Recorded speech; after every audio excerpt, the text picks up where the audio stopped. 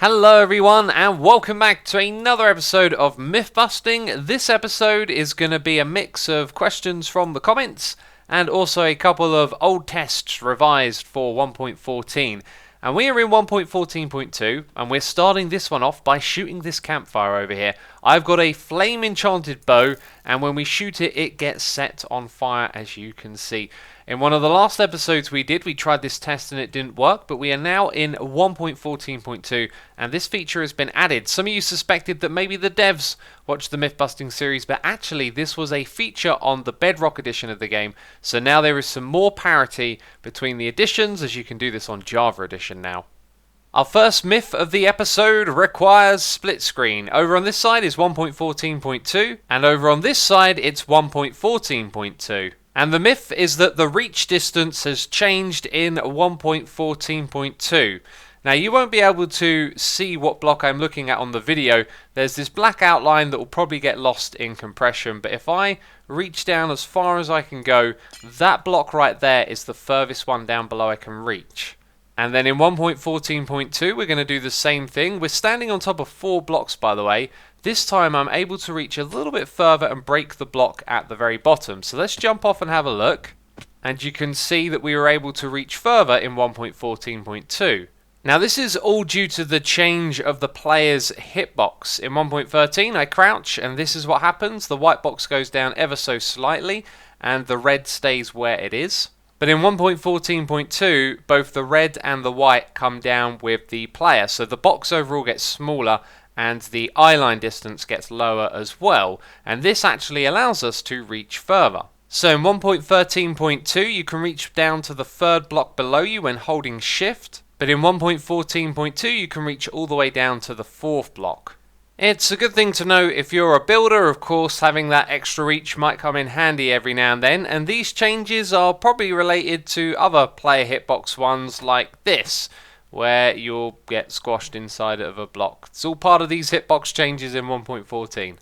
Next up, I'd like to revise an old test for new blocks. It's the beacon beam challenge, finding out what blocks beacon beams can shine through. First of all, we're going to do the loom, and you'll see that the beacon gets updated instantly. That is actually a new feature in 1.14, so we know straight away that it doesn't work. And with the scaffolding, I got a suspicion that it does, and immediately we can confirm that the beacon beam goes through the scaffolding block. So the loom goes on the pile of blocks beacon beams can't go through, and the scaffolding goes over into this side for the ones that they can. Now I feel like doing it the way we used to doing it. We're going to get the camera count on, we're going to get some music rolling, and do a little time lapse of this.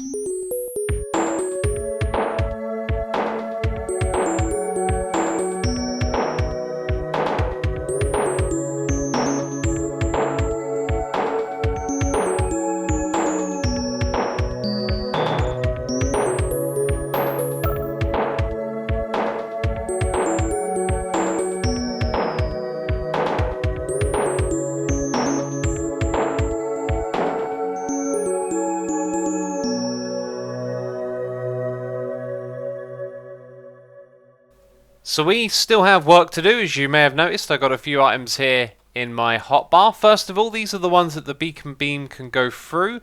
The most interesting I thought was the lectern, just because of the way the beam kind of made the middle bit shimmer.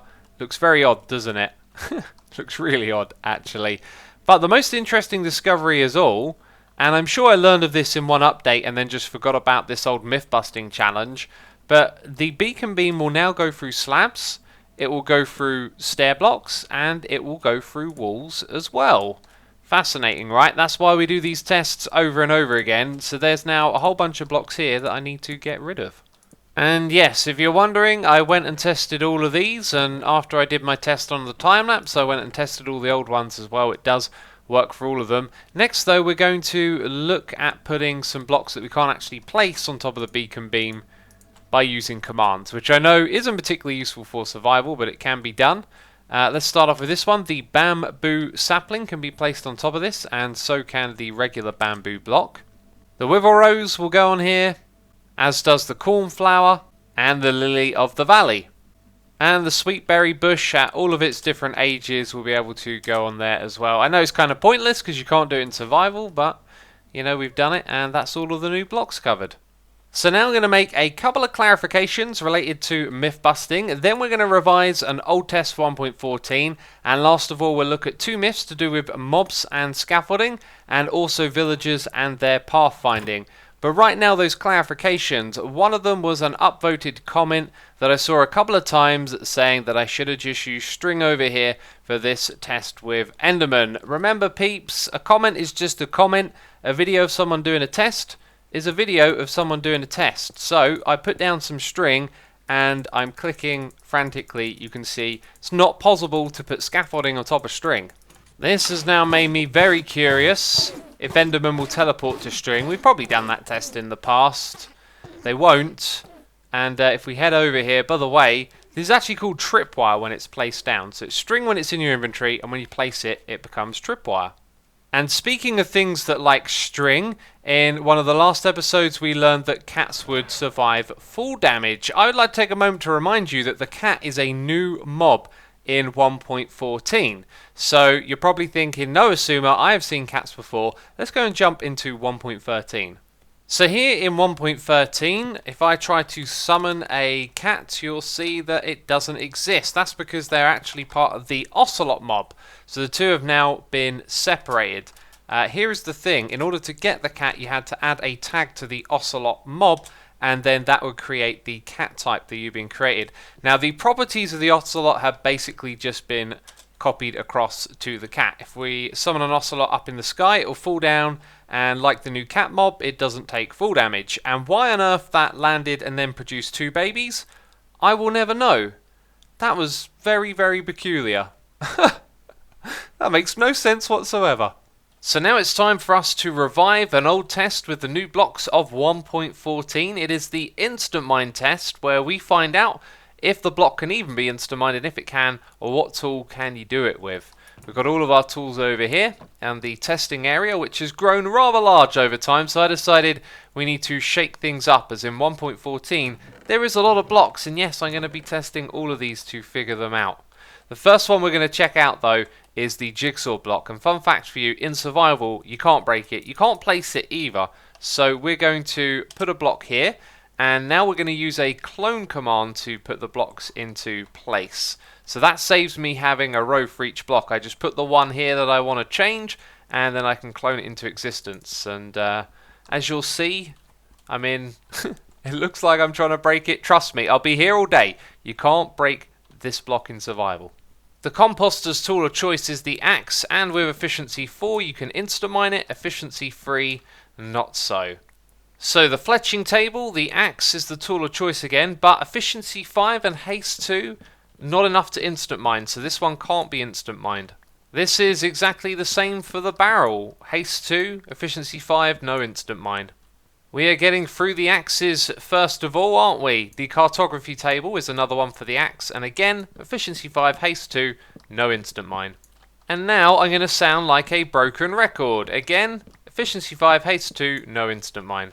It is the same dealio for the campfire, except the campfire drops charcoal. So time for a bonus question. Can we silk touch the campfire? The answer is yes. Cool, we learned something.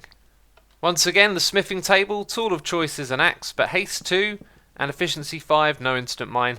The stonecutter tool of choice is a pickaxe, efficiency 5, haste 2, no instant mine. And the same is true of the blast furnace. And again of the smoker block, and again it's the same for the grindstone.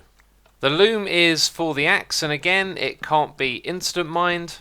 The bell is for the pickaxe, and it can't be instant mined. And once again the same can be said of the lantern using the pickaxe. So now we move on to these blocks. And with a little bit of help we have been able to do these tests rather swiftly. And there are 3 different categories in which these blocks fall into. The first one is blocks that can be mined with just efficiency 4, that is the endstone bricks, and then the sandstone and red sandstone walls can be broken with just that, no need for any haste effect.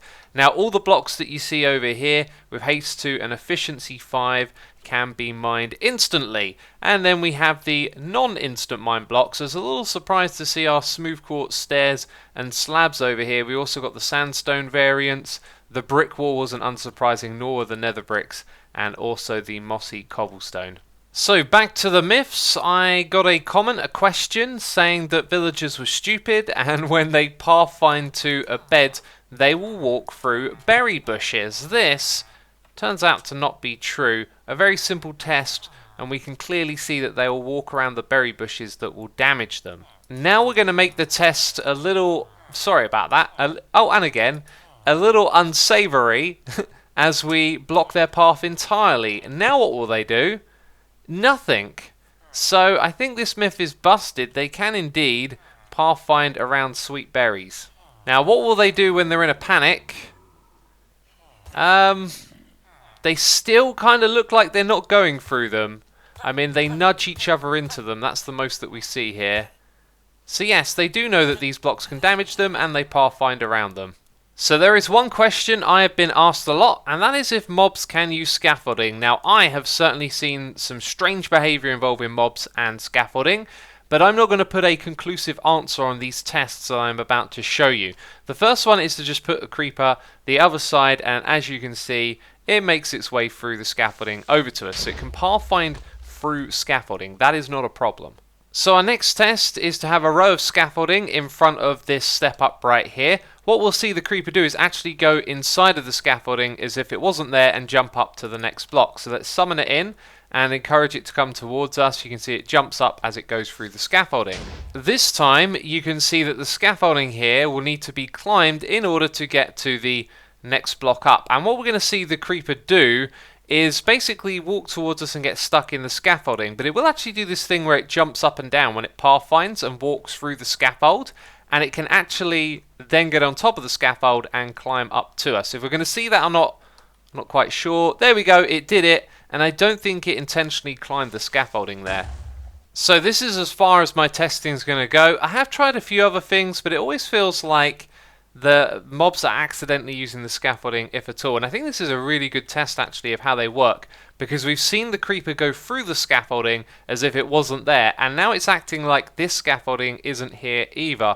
If I quickly switch into creative mode and just drop off to the side, you can see the trick that I've done here. So this just looks like a gap that it's going to fall down into, according to the creeper. And even when the scaffolding is level with the ground, it's also the same thing to the creeper. And now I'd like to take a moment just to say, in a previous myth busting we showed that mobs can spawn on glowstone and sea lantern in the nether. In 1.14.3 pre-release 1, that's been classified as a bug, so they won't spawn on these blocks anymore. If you'd like to see that video, there'll be a link to it on the screen, because we're at the end of the video. If you enjoyed it, then leave a like. As always, thanks for the support, and I'll be seeing you soon with another myth busting. Bye bye.